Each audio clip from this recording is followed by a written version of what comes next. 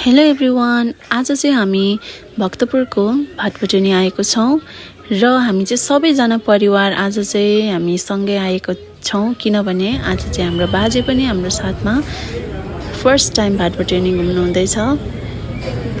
अनि आज चाहिँ हामी बाजेलाई घुमाउनु भनेर पनि आएको हौँ।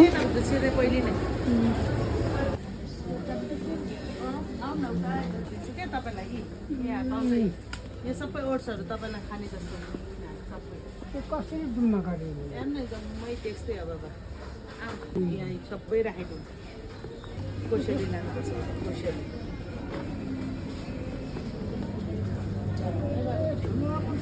त्यही भएर मैले भनेको तपाईँ अप्ठ्यारो मान्नु परेन, जे चामल मनपर्छ भन्नु, कहाँ ल्याइदिइहाल्छु भन्छु नि।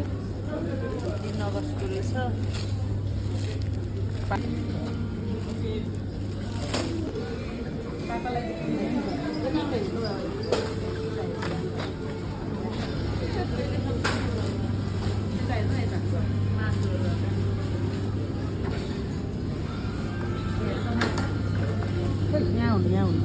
यहाँ आउनु नि। हेर्नु अब हामीले लगेर किनेर खानु सक्छ, लगेर आइसमा आइस हाम्रो चाहिँ यो कुन खालको माछा खाने, झिँगे माछा खाने कि झिँगे माछा है, अब यो खालको खाने कि खप्टवाला त्यो भिडियोमा खाएको देखाउँछ नि त्यस्तैहरू।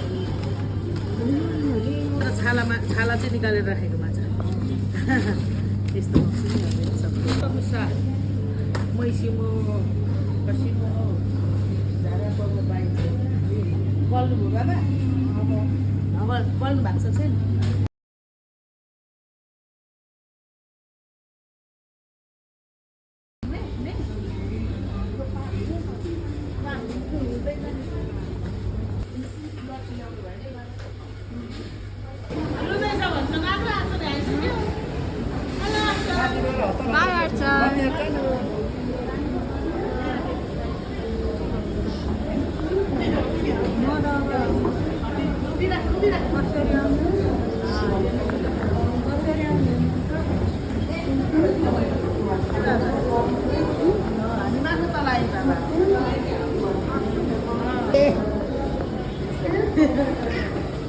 यहाँ चाहिँ सबै भाँडाकुँडाहरू छ, किचनमा चाहिने सामानहरू होइन।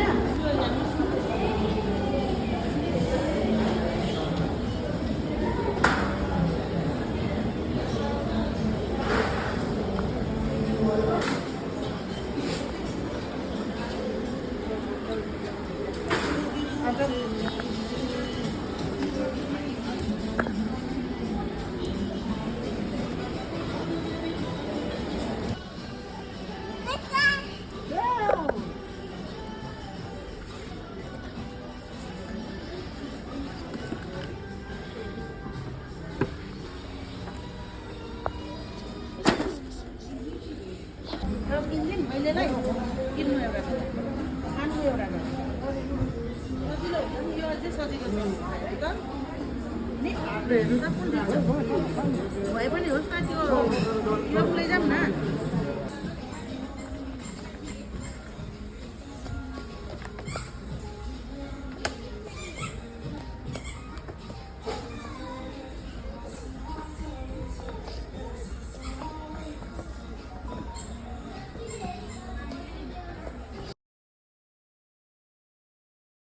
अनि यहाँ चाहिँ मेरो छोराले चाहिँ सबै खेलौनाहरू चाहिँ पालै पिलो हेर्दैछ एकदम डिटेलसँगले।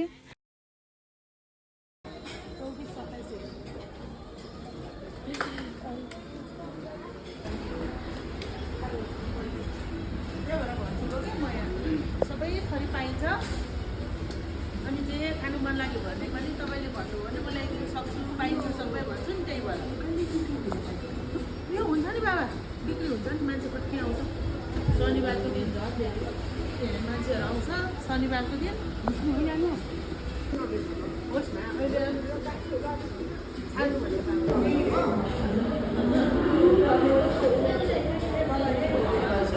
अब चाहिँ हामी तल झरिसक्यौँ किनभने हामी धेरै डुलिनौँ, बाजेको ढाड दुख्छ त्यसै कारणले।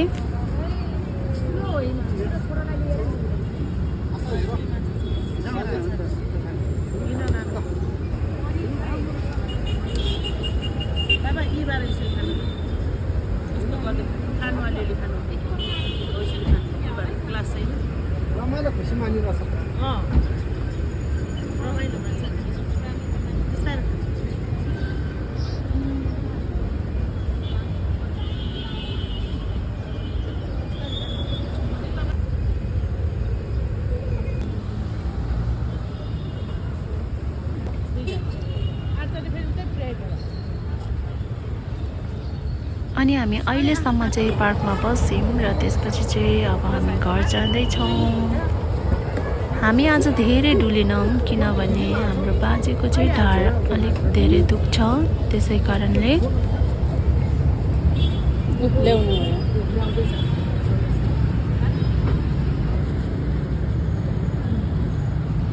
रोना साको पनि देखाउनु